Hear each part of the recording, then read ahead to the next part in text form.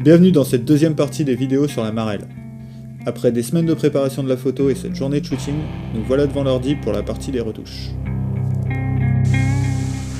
J'importe mes photos du boîtier prises avec les réglages Picture Control, et je retrouve mes photos comme au cul du D800, déjà pré-réglées en passant par Nikon Capture NXT. J'ai arrêté le choix pour les vidéos avec deux traitements, couleur et noir et blanc. Pour celle-ci, j'ai remonté l'exposition d'Admi IL et on exporte sur Photoshop.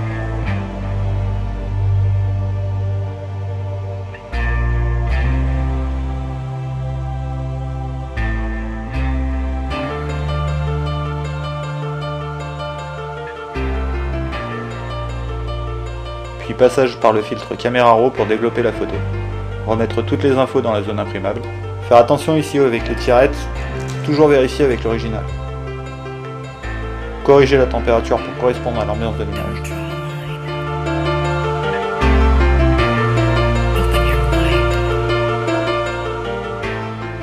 Puis passage à l'outil courbe. Alors même principe pour aller un peu plus loin dans le développement.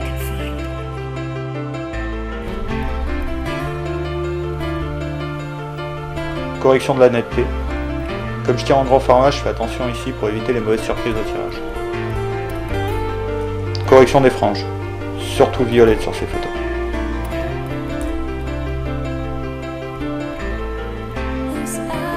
Puis vignettage de l'image. Je mets le niveau à -9 par automatisme. C'est pour moi la balance entre le visible et le nécessaire pour fermer l'image.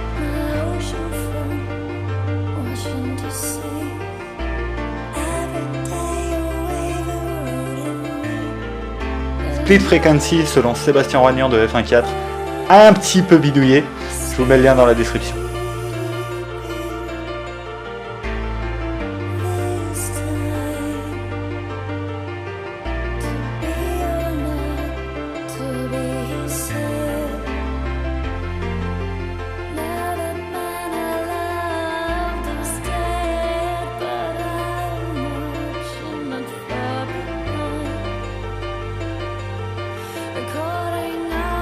Mais au lieu de l'appliquer en mode linéaire, je le fais en mode tamisé. Ça améliore encore un peu la netteté et le contraste, et avec mon ancien 24 mégapixels, ça a sauvé mes images plus d'une fois.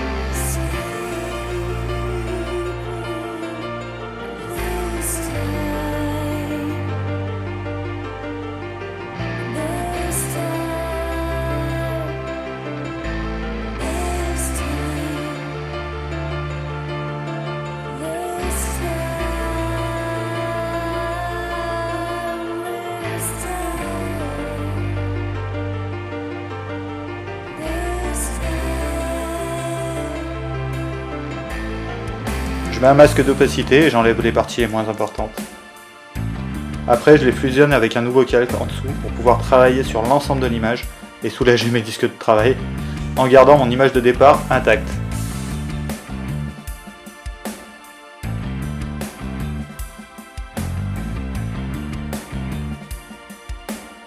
Je prends l'outil correcteur localisé pour supprimer toutes les feuilles mortes et autres choses qui vont distraire l'œil. Tout ce qui ne marche pas avec l'outil sera traité avec le tampon.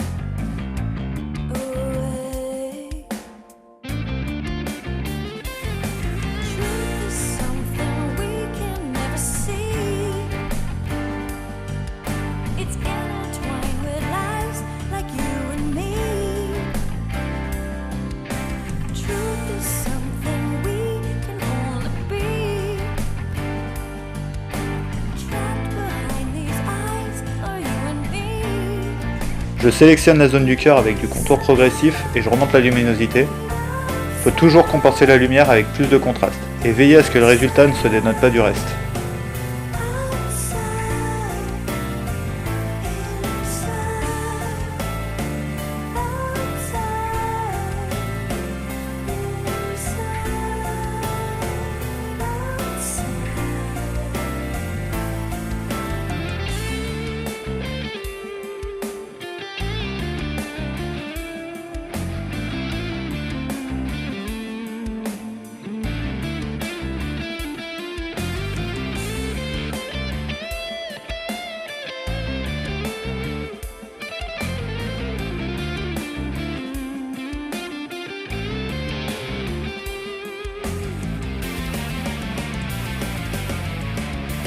Une fois le traitement de l'image dégrossi, je rééquilibre les couleurs dans l'image avec un traitement par zone.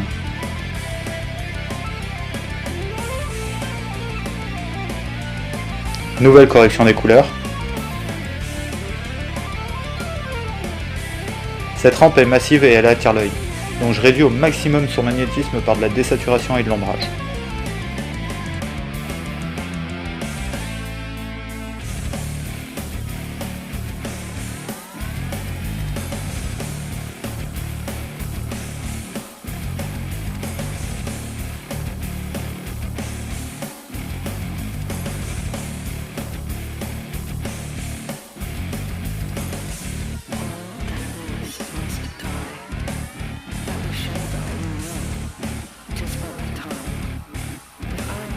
Pensez à faire des sauvegardes régulières à chaque étape.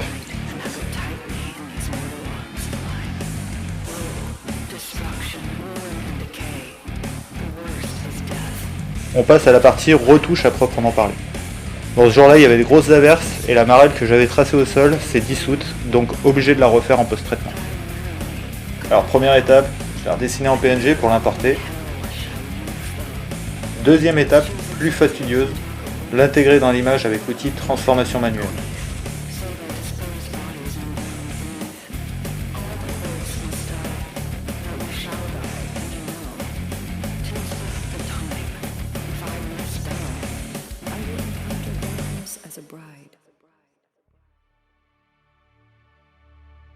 Troisième étape, bien penser que la netteté de l'objet doit correspondre à l'image, donc appliquer un flou gaussien.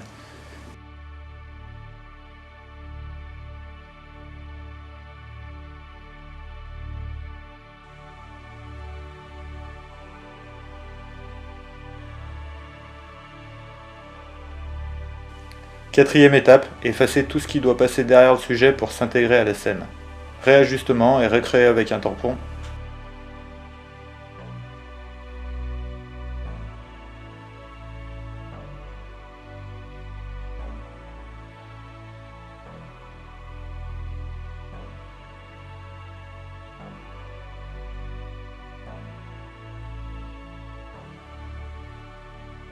Cinquième étape, jouer sur l'opacité. Laisser apparaître des feuilles en dessous, voire les remettre au-dessus du tracé.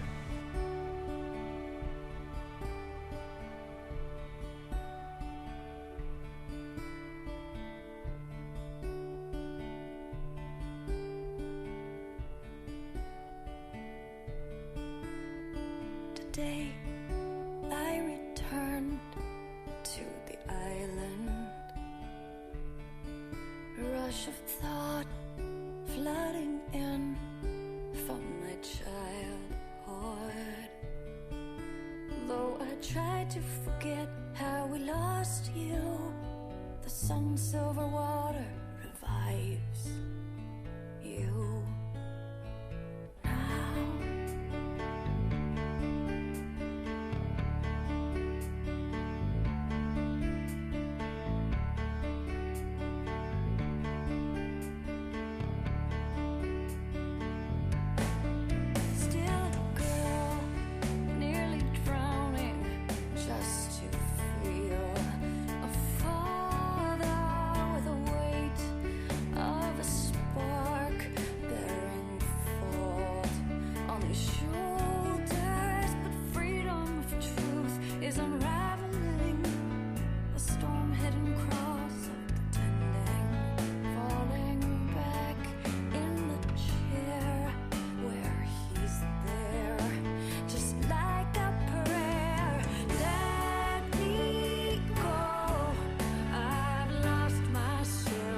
On ferme l'image.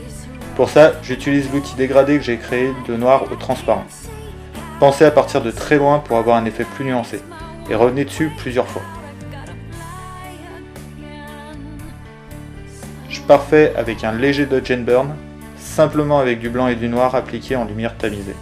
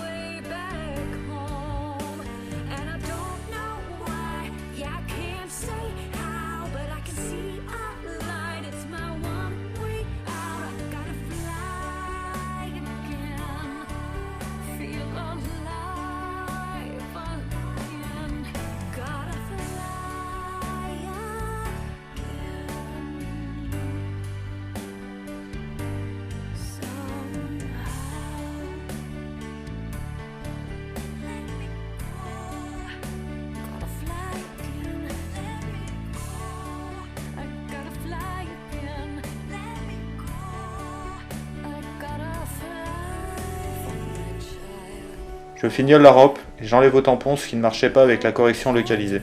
Forget how we lost you. The sun's silver water revives you now.